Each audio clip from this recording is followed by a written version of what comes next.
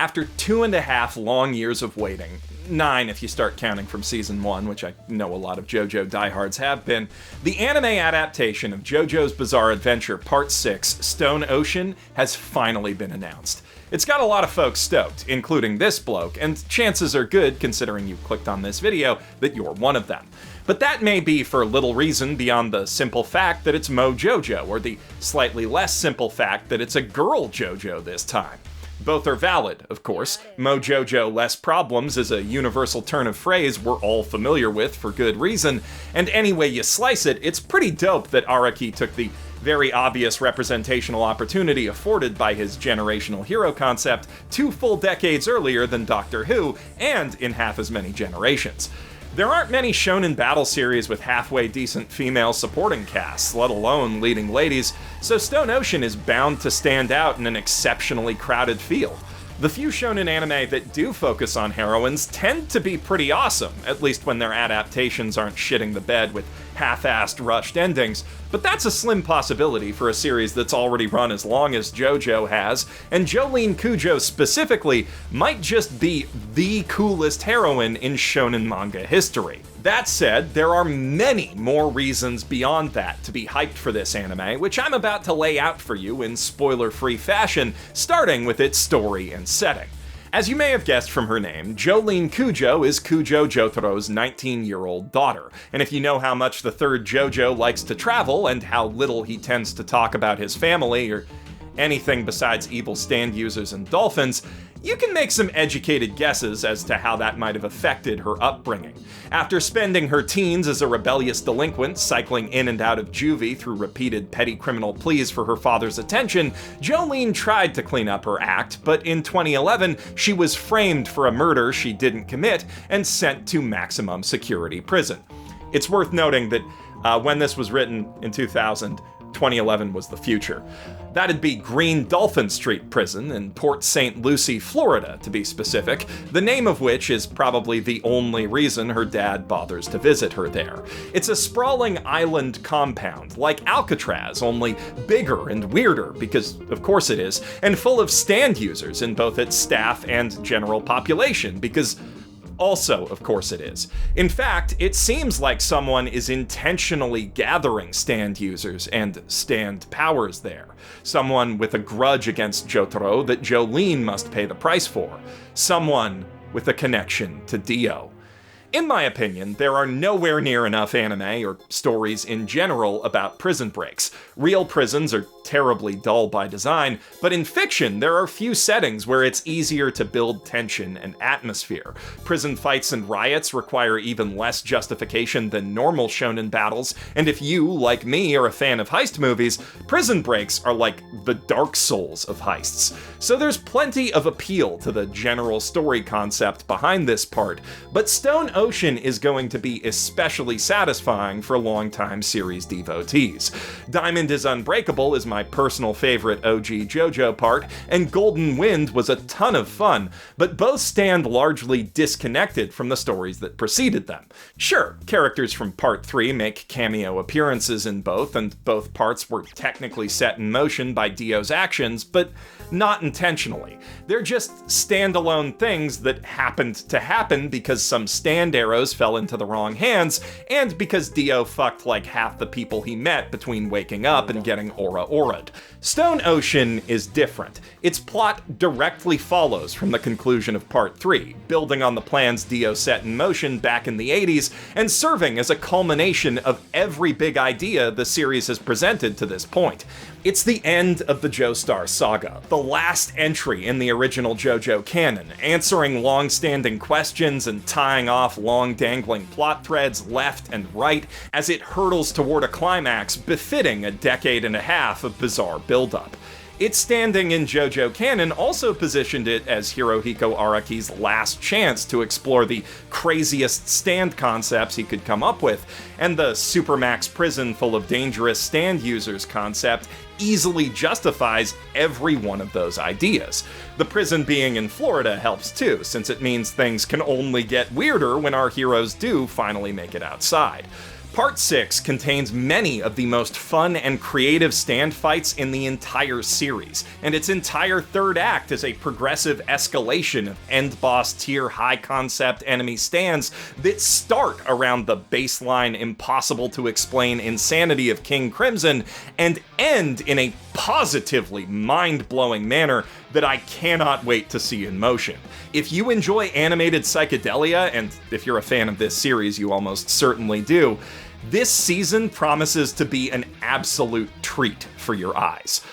Of course, not all enemy stand attacks are quite so flashy. Some can be subtle and slow, yet devastating once they take effect. Today's sponsor, Keeps, can protect you from one of the worst. Night on Bald Mountain is a long-range automatic-type stand that attacks 2 out of 3 people with Y chromosomes before they turn 35, causing the hair on their heads to gradually thin and fall out, starting from the inside and moving out. Tragically, this process is irreversible once it takes effect, but modern science has given us tools to slow and stop the stand attack in its tracks and prevent it from starting in the first place. Keeps has made those treatments cheaper and easier to access than ever before, so you don't have to go broke to avoid going bald. They let you handle every step online, from talking to a doctor to ordering your prescription, which will then be delivered discreetly and directly to your door every 3 months. Prevention is key when battling baldness, and Keeps treatments can take up to 4 to 6 months or more to see results, so it's important to act decisively. The sooner you start using Keeps, the more hair you'll save. So if you're ready to take action and save your hairline from stand attacks, go to keeps.com/basement or click the link in the doobly-doo to get 50% off your first order today. That's keeps.com/basement. By this point, I've said about all I can about the enemy stands without ruining a lot of fun surprises, but I'm happy to report that, for once, we have a JoJo whose power set is just as interesting as those of her villains. Stone Free is every bit as versatile in combat as Star Platinum, Crazy Diamond, or Gold Experience, but it's not confined to basic brawling and physical combat, nor does it need to offset that with a secondary psychic ability so obscenely overpowered that it renders every fight trivial once fully mastered. In keeping with series tradition, it is technically a short-range power-type stand that's very good at punching things very hard and very quickly. Jolene gets some very good auras in over the course of the series, but her range is a lot more flexible than her father's, because Stone Free allows her to unravel her entire body into silky strings that can then be manipulated at will to do, well, just about anything a string can do, in addition to most of the things a human body or stand can do. So even outside of battle, her powers prove to be pretty useful, especially in navigating and escaping the hostile world of the prison. In battle, it's not an obvious powerhouse. In fact, it presents a few limitations Jolene must work around to be effective, but Stone Free also presents her with boundless creative options in combat. More so than most other JoJos, she needs to think strategically to come out ahead in any given encounter, but the possibility of victory is always within grasp. Jolene's aggressive, abrasive personality means the strategies she comes up with often have a bit of a sadistic edge to them, but considering how intensely hateable JoJo goons tend to be, that only makes victory sweeter when she does attain it. The fact that Jolene's stand manipulates her own body also adds a renewed sense of physicality to her fights that's kind of been missing from JoJo ever since it moved from magic breathing martial arts to psychic punch ghost-based combat. A trend that Araki kept up after bringing JoJo back to basics with the Steel Ball Run reboot. The Jo Bros who join up with Jolene over the course of her bizarre adventure are just as out there in their abilities, if not more so. I'd say that this is the best balanced Nakama squad in the series so far. Parts 4 and 5 did a lot to expand on the creative range of stand powers over Part 3, but with the notable exception of Bruno Bucciarati, every fighting Jo Bro's psychic power to this point has still been some kind of weapon. Creative weapons, to be sure, that manifest sound effects, erase physical space, or create 6 tiny guys who banter while they soccer kick bullets around, but all primarily designed to attack in some way. Meanwhile, friendly stands with less obviously violent utility, like Ayasuji's Cinderella and Abachio's Moody Blues, have tended to be used exclusively in supporting roles. In contrast, Hermes Costello, Jolene's first ally, has the simple power to duplicate physical objects, something that can be pretty deadly, but has infinite uses beyond that. One allied stand affects the physical makeup of its user's body, while another lets its user move in ways no one else can. One of them is just a room. It's a subtle distinction, but it feels less like Araki set out to construct a broadly applicable adventuring party for Part 6, and more like he took a bunch of ideas he'd normally use for one-off arcs and ran with them as far as he could. And the personalities accompanying those powers are just as wild and unpredictable, as you'd expect from a squad of inmates. Part 6 has some of the best banter and battles in the series so far, with both sides of each conflict bringing their A-game in both respects. The writing's not perfect, the overarching structure of the story can be pretty wonky, even by JoJo standards, but minute to minute it's an absolute blast to read, and I'm sure it'll be just as fun to watch. Appropriately, Jolene is the one who really ties this all together.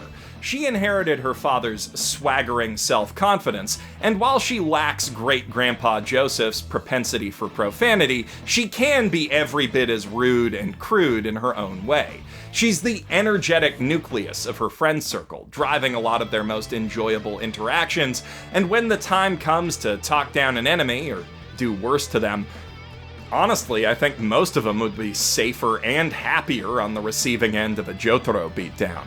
Jolene is savage, and so unironically cool that Aya Feruz, the Seiyu cast to voice her, who dresses and poses like a JoJo character IRL, said on record in a 2019 interview that she didn't think she'd be worthy of the role, that she wanted Jolene to be voiced by the worthiest woman in the world, while she observed from behind as a JoBro. Funny how these things work out. Speaking of JoJo fashion, Jolene is the absolute queen of it. I mean, she is literally a Gucci model, the only actual JoJo who can make that claim, and second in ad campaign prominence only to Rohan Kishibe, the best-dressed man in manga. Within Stone Ocean itself, every last one of her fits is absolute fire, fueled by the kind of confident posing you'd expect to see from an Araki with 15 years of experience suddenly getting to play around with a brand new body type. Of course, her JoBros are no slouches in the fashion department either. This prison's dress code is astonishingly lax. Well, actually, it's quite strict on paper, but most of the guards take bribes. You'll see. You'll see a lot of incredible outfits over the course of this part, as well as some proper silly ones. For his big finale, Araki pushed the high-fashion absurdity we saw in Part 5 about as far as he did the stand concepts. From whatever the heck that hat is to the pink footprints running up his thick mesh tank top, Anasui is one of the absolute strangest manga characters I've ever laid eyes on, but he still works the hell out of that look. Whether you prefer him stylish or strange, this part is gonna give you cosplay inspos for years. Hopefully enough years to hold you over until the absolute hypest thing about JoJo Part 6 being announced finally comes to pass. That being when Part 6 is over, and they finally announce Part 7! Yeah, that's right. After 2 years, we get half an answer to when Stone Ocean, and the first thing I want to say after that is, okay, when's Steel Ball Run though? Because as great as Stone Ocean is, and it is great, Steel Ball Run is peak JoJo. I mean, it's stand battles on horses, you guys. And when David Production and Naokatsu Suda started this adaptation nearly a decade ago now, it seemed impossible that we'd ever get here. Like, yeah, obviously they were going to continue the series through the ever-popular Part 3, and the all-but guaranteed success of that would probably lead into Part 4, but that had to keep pulling ratings for Part 5 to happen, which in turn had to succeed for us to get Part 6. And most anime based on red-hot current manga don't last even half that long. I mean, The Promised Neverland was huge, and that never got a second season. And yet, here we are. The original Joestar Saga is nearly finished being animated in its near 200 episode entirety.